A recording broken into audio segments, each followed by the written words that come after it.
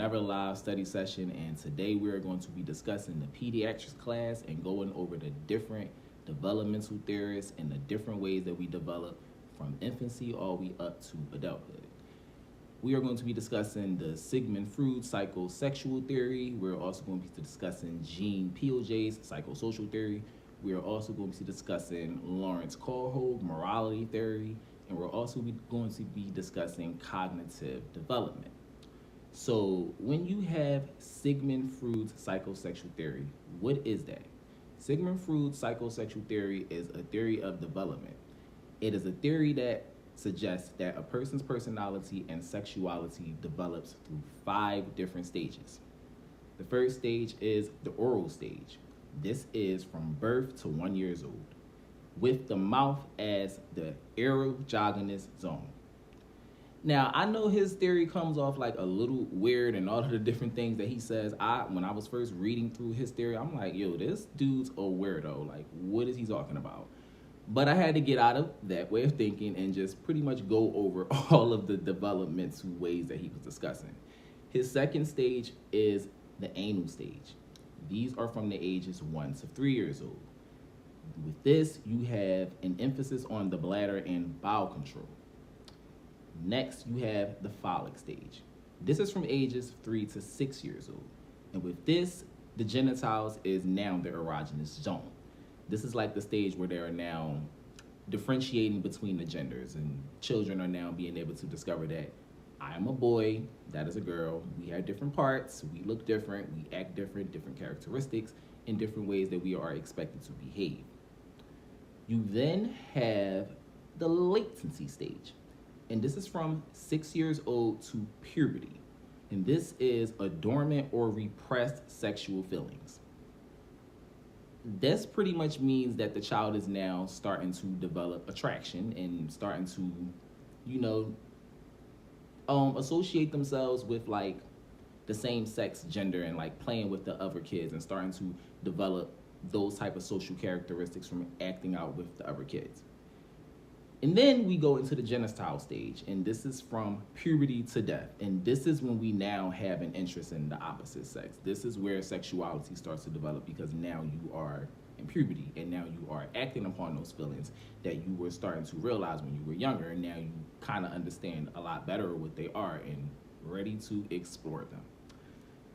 Freud's theory also includes the following terms: libido, which is sexual energy that can manifest through different behaviors; fixation, which is the idea that a person's libido is stuck in a particular stage of development; the erogenous zone,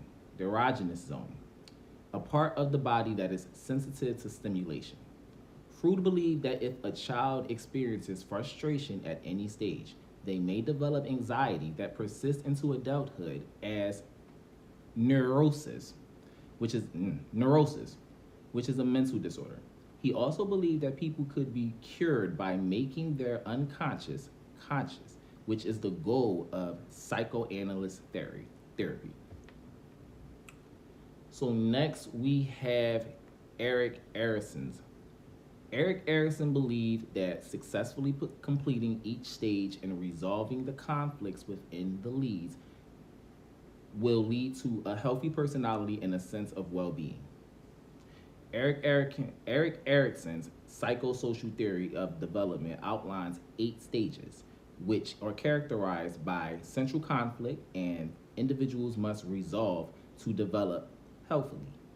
Here are a list of the stages, along with the corresponding ages.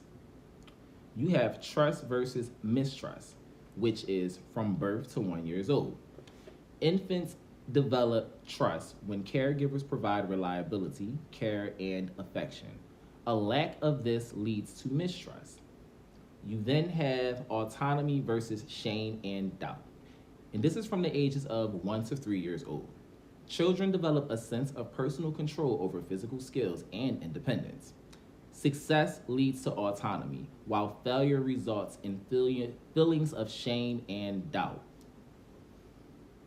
The initiative versus guilt phase, and this is from ages 3 to 6.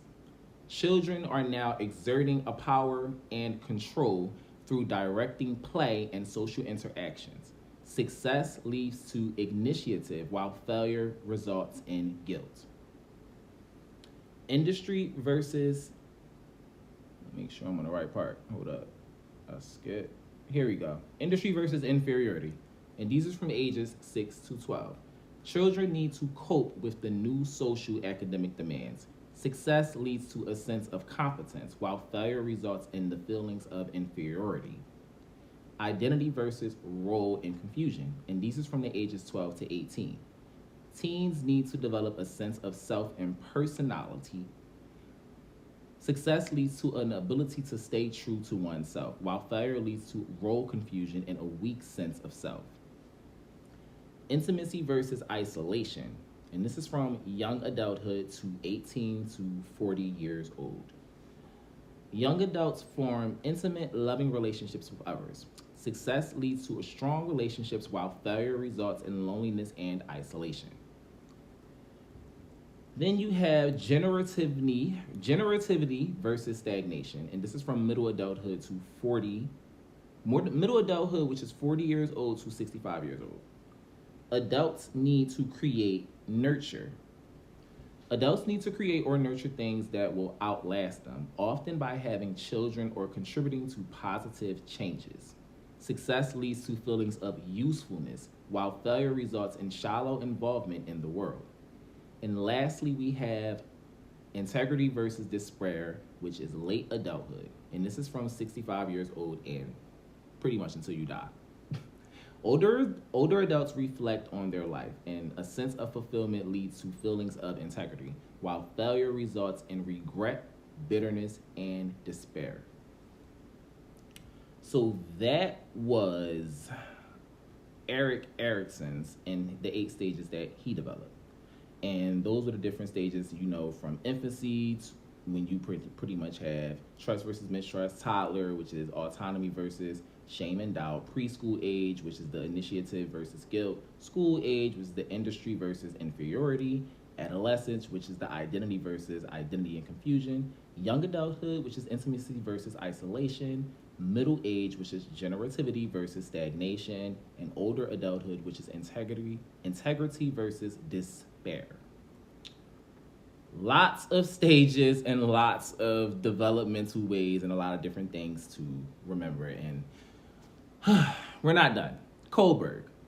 Kohlberg's theory of moral development outlines 6 stages. These are divided into 3 main levels through which individuals progress as they mature morally. These stages focus on how people reason about ethical dilemmas and are not strictly tied to specific ages, as individuals may progress at different rates. However, there is a general age range where most individuals tend to fall within each stage. Kohlberg's stages with general age ranges. Level 1, you have pre-conventional morality, and this is before the age of 9. Stage 1 of pre-conventional morality is obedience and punishment, and these are around the ages 4 to 7. And then you have individualism and exchange, which are the ages around 7 to 10. Level 2 is a conventional morality, and this happens during adolescence. Stage 3, which was pretty much, the different stages because they're broken down into 3 levels and a different stage at each level. So stage 1 of level 2 would be a good interpersonal relationship, which is 10 to 13 years old. And stage 2 of level 2 would be maintaining social order, which is 13 years on up. And now you have level 3, which is post-conventional morality, and this is now in adulthood. Stage 1 of level 3 is a social contrast and individual rights, which are adulthood 20 years and plus. And then you have stage 2 of level 3, which is the universal principles, which may never be reached. Kohlberg's theory emphasizes that moral development is a gradual process influenced by cognitive development and social experiences. Not everyone reaches the final stage, as they require advanced moral reasoning and ethical principles. Next, we have Jean Piaget's theory. Jean Piaget's theory is a cognitive development theory outlining 4 stages that explain how children's thinking evolve as they grow. First, you have the sensory motor stage, and this is from birth to 2 years old. Infants learn through the sense of actions. They develop object permanence, which is the understanding that things exist even when not visible. So like say if like you are playing with an infant, you're playing with the baby and you're like playing with a toy with them and then you like hide the toy, the infant is, perceiving that like, oh, the toy is gone. But then they begin to learn like, oh, well, the toy is not gone. It's right underneath where you just put it at. So that is the motor stage.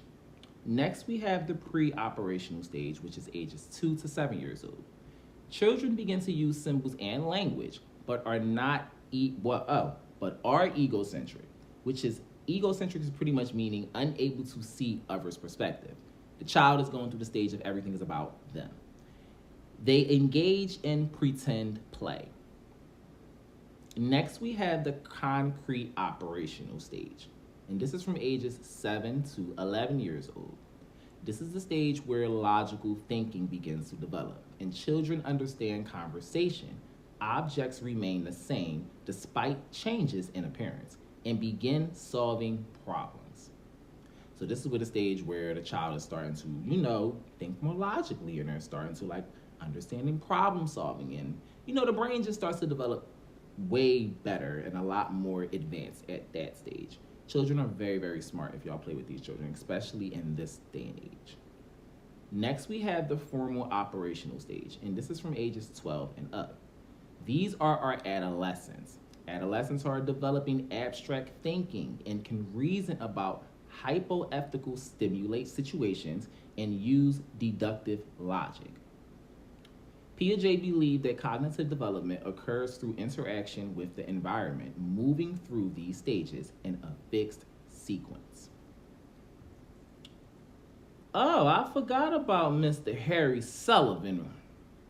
Harry Sullivan's interpersonal theory is a theory of development which emphasizes the role of interpersonal relationships and social interactions in shaping personality and mental health. He believed that human development is driven by the need for social interaction and that anxiety and security are central to understanding behavior. The key concepts of Sullivan's theory include interpersonal relationships. Sullivan argued that personality is the result of social interactions, not internal drives. The way that we relate to others influence our sense of self. Anxiety. He believed that anxiety arises from social interactions, particularly when one feels insecure in relationships.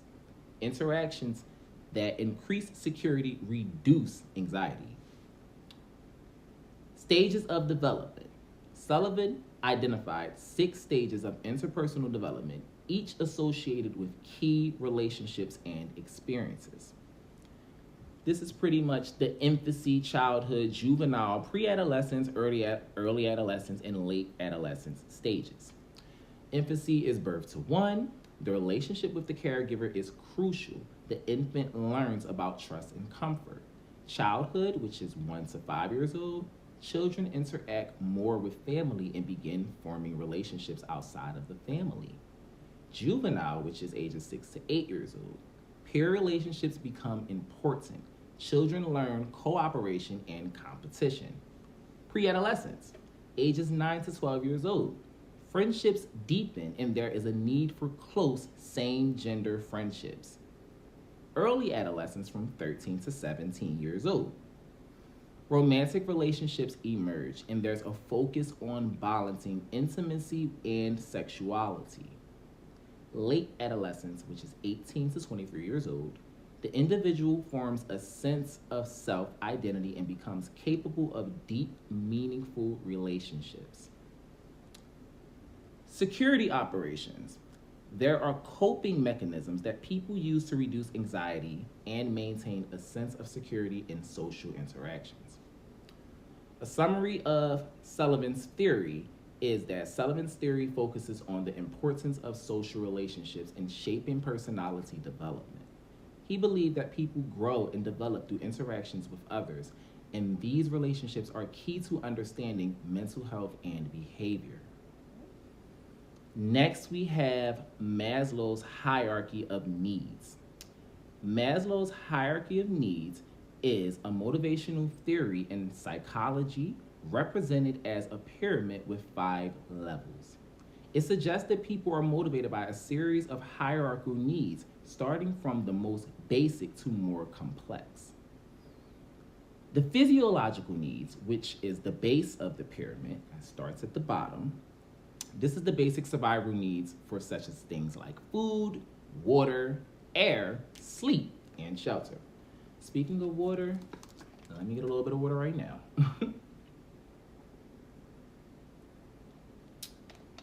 I always say, man, ain't nothing like water. Next, we have the safety needs, which is next on top of the physiological needs. We're building the pyramid. This is the needs for security, stability, and protection, including personal safety, financial security, and health. Next, we have the love and belonging, which is, now we are at 3 stages. We got physical, physiologic, safety, and now love and belonging. This is the needs for relationships, love, friendship, and social connections. Then we have our esteem needs, which is the need for self-esteem, respect from others, recognition, and a sense of accomplishment. So he's proposing that you have to build on all of these things first. You have to build on your basic needs for survival first. Then you got to worry about your safety and stability and protection first. And then you have to worry about love and relationships from the people around you, such as family and friends. Then all of these things all attribute to your self-esteem and how you feel about others and receiving a sense of recognition and accomplishment from things that you achieve in life. And lastly, you have self-actualization, which is at the top of the pyramid. And this is the need to reach one's full potential, personal growth, creativity, and self-fulfillment. But before you can actually get to the top of that pyramid, which is self-actualization, you got to achieve all of these things first. That is pretty much what he is proposing. And if you think about it, that is a very good way of like how a lot of us think about it, like how you develop and the things that you needed first. If you didn't have the basic things that you needed, such as a place to stay, some food to eat, and water to drink and things, and then you didn't have money or you didn't have like some sense of stability, and then like disruptive relationships and toxicity in relationships from people that you love, all of those things do attribute to like how you feel about yourself. And a lot of people confront and say that, oh, I feel great regardless of what's going on. Yeah, you do. Some people might smile and things do that. Kudos to you. Be strong. But when in the sense of development, when you are coming from all of those things, when you get to that part of esteem or self-esteem, if these other stages are not met, you will feel a sense of doubt and a sense of not feeling the best about yourself based on your own experiences and based on the way that your life may be going. So self-actualization, in a sense, is kind of hard to believe. According to Maslow, individuals must safely satisfy lower levels needs before focusing on the higher levels. And that was pretty much all of the things that I had said. So those were a lot of the different developmental theories and a lot of the different ways that we develop psychologically, socially, cognitively, morally. Those were different ways and different theories that propose how we develop in those ways. And a lot of them make, if you think about it, all of them make some sense. All of them make some sense. They all have a lot of different ways that they propose, but when you put them all together, all of them are correct in a way. Like we develop like in those stages that I just went over. That is the way that we develop if you really, really think about the way that your life has went and the way that you feel and things like that. So let's get into a little bit of terminology. You got animism. Animism is pretty much attributing lifelike qualities to inanimate objects. Centering. Centering is concentrating on a single aspect of an object. Artificialism. Artificialism is a belief that everything is created by people. egocentrism, which is views everything in reference to self. Concrete operations. This is logical thinking and understanding cause and effect. Self-concept. This is one's view of oneself. Personality. This is enduring patterns of perceiving, relating to, and thinking about environment and one's self. Id. The id is serves to satisfy needs and achieve immediate gratification. Ego. This is composed of the ego and the conscious. Composed of the ego and the conscious. The reality principle.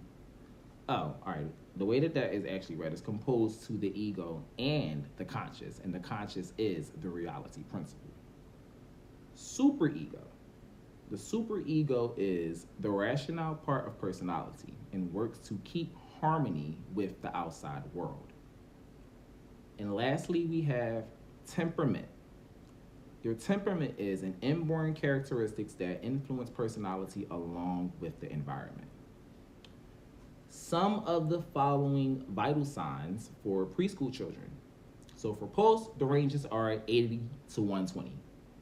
For respirations, it is 20 to 25. For blood pressure, it is 85 to 90 over 60. So as you see, like the ranges for children are a lot different from the ranges for adults. Piaget's phase of cognitive development for the preschool age is the pre-operational stage. Some characteristics of the pre-operational thinking, which is some of the things I was talking about earlier with Piaget's theory, is language, symbolic function, egocentric thinking, and animism. How many words are expected to be in a preschool child's sentences?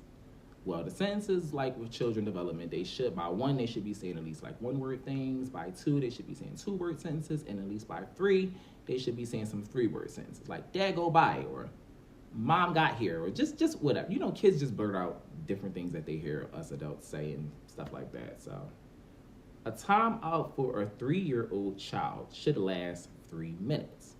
When you are disciplining children of that age, you want to think of timeouts as 1 minute per age that they are. Define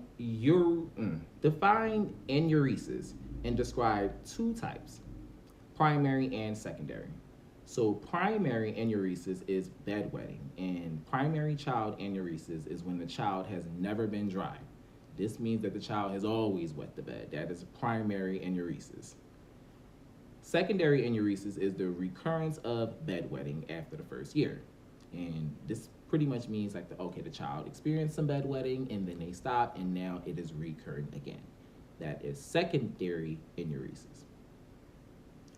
Preschool children cannot fully understand cause and effect, and they may perceive illness and hospitalizations as punishment for past behavior.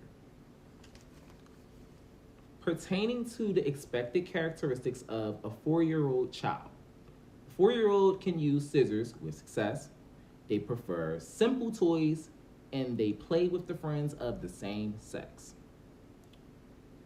Pertaining to the expectation characteristics of a 5-year-old child. At 5, children are more responsible and have more patience. Height increase about 2 to 3 inches, and weight increases about 3 to 6 pounds. They may begin losing primary teeth.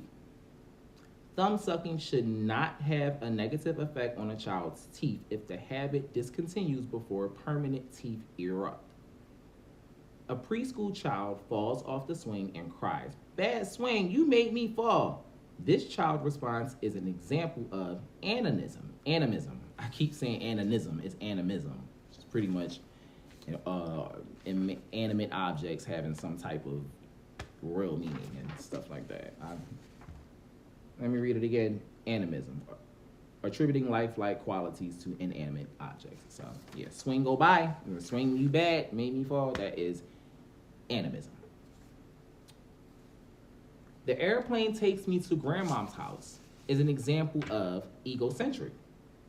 Erikson believed that the critical development task for the preschool children period is to achieve a sense of initiative pertaining to the expected characteristics of a 6-year-old child.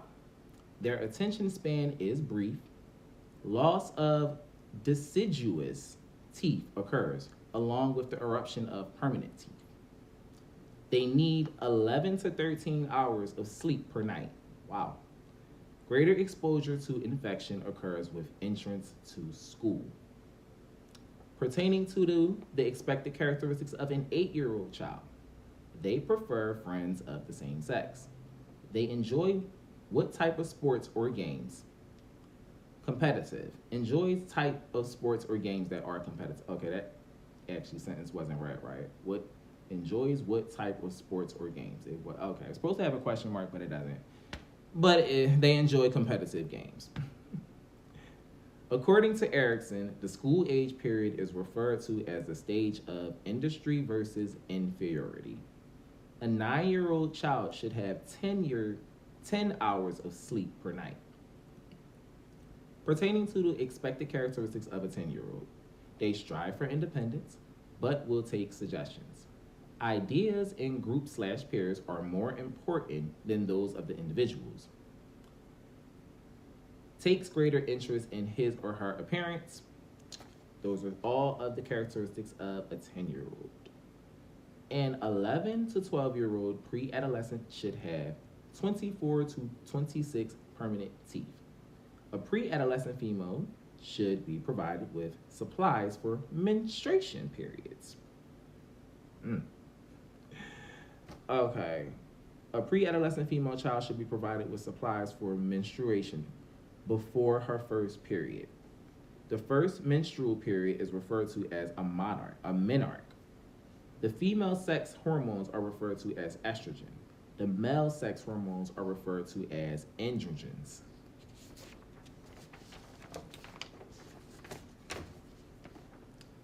Adolescence begins with the appearance of secondary sex characteristics and ends with physical and emotional maturity. Boys begin sperm production at 13 years of age. According to Erikson, the major psychological task of an adolescent is to develop what? An identity. You are observing a group of adolescents. Identify examples of behaviors in this group that would demonstrate the following expected events. An effort to develop an identity. And they do this by developing cliques. They do this through their best friends. They have similar interests, similar values, similar tastes. They kind of follow behind each other, and these are all in effort to develop a sense of identity. They are more preoccupied with themselves. They have increased time spent in isolation. They are highly preoccupied with their appearance. And these are all in efforts to develop an identity. The development of increased responsibility. And this is learning from their mistakes, completing chores and completing homework, and attention to diet and exercise, and making their ADLs more important. Some patient and family teaching. So, you are a school nurse and your assessment reveals that a 10-year-old Lisa has pediculosis. I always that word up. 10-year-old Lisa has pediculosis, which is an infestation of lice on the human head. You need to call Lisa's parents so they can pick her up. You will need to prepare a plan for educating Lisa and her parents about pediculosis, including the following points. Explain what pediculosis is in terms of Lisa and that her parents can understand. Pediculosis is pretty much head lice. Simple as that. Pediculosis is head lice. Where does pediculosis come from and how does it spread? It spreads as a contaminated person and from children to children. It jumps from your head and jumps to the other head. Jumps to the other head, and that's why it's pretty much common in school children, because when a school child has head lice, they go to school, and if they don't know it, the lice end up jumping from this head to the next head, literally. Head lice look like small white flakes along the shaft of the hair. You can literally see what the head lice look like. You treat the condition with a product containing pyrethrin, and then you pretty much comb them out. Pyrethrin is swell. That's what my professor said. I got it in quotation marks right here, swell. What ingredients should you advise Lisa parents to look for when purchasing an over-the-counter product to treat this condition? They should have pyrethrin and benzoyl alcohol. What advice do you give Lisa and her parents to prevent recurrence? Retreat in 7 to 10 days. Inspect the child's scalp often. Caution against sharing hair products. Don't share no combs, don't share no hair caps, don't share particular hair products. Keep the hair products particular to the headlights child or the headlights person who has the headlights. Shouldn't be sharing hair products. And pain assessment in children. Last slide. Pain assessment in children. At what age can children typically begin to use a numeric pain scale from 0 to 10? At about 9 years old. That's when a child can pretty much use a pain scale from a 0 to 10. Children as young as 3 can be expected to report a location, a degree in pain. I actually did not write the answer down to that one, but children report like stomach pain, they report teeth pain, tired, all kinds of stuff at 3. The FACES acronym, which is a pain rating scale, can be used in children beginning in what group age? This is the preschool age from 3 to 5. And what does the FLAC scale stands for, which is the acronym for face, legs, activity, cry, and consolability. Describe what you see in a nonverbal child who experiences severe pain using the FLAC scale. That actually was a very long answer that I took a picture of that I am not about to get right now. Untreated and undetected pain in the pediatric client may lead to complications to things such as delayed recovery, alterations in sleep patterns, and alterations in nutrition. Some examples for non-pharmacological interventions for pain for each age group. For infants, you can use some pacifiers, you can hold the infant, you can rock them, swaddle them. For toddlers and preschoolers, distractions such as books, music, TV, bubbles, screen time with a phone. And for school age and older, guided imagery, massage, heat and cold application. Children as young as 5 may be taught to use a patient-controlled analgesia pump, which is a PCA. So, those were pretty much all of the things that we were discussing in today's pediatrics clinical and some of the things that we were using to study for our exam that we have coming up on Tuesday. I will, in addition, do a lot more reading to the chapters that we had to go over for the test so that I can have a more in-depth quality of my understanding of these chapters and understanding of these theories, and so that I can memorize the developmental theories. So I will also probably watch this video back so I can memorize these theories because I read them out while I go watch somebody else when I can listen to myself and study with that. That's the whole point of this. So I'll be back probably tomorrow when I have some more studies, and I'm probably going to be going over the pediatric stuff in my next couple videos because I have a pediatrics exam coming up on Tuesday. I also have a community exam coming up on the same day. I got to study for this community class as well. In addition to this pediatric stuff, I will be coming up here and discussing what it is to be a community nurse and some of the things that we are going over in my community class as well. I am looking forward to it because this was fun. And yeah, until next time, I will be back. Everybody enjoy their day. Like and subscribe. Follow me on all my social medias. Nurse Gene, Justgene, Steven, Justgene on Instagram and all this stuff. I got it. I'll link it all up in the descriptions and things like that. But yes, everybody had a great day, and I will talk to you guys next time.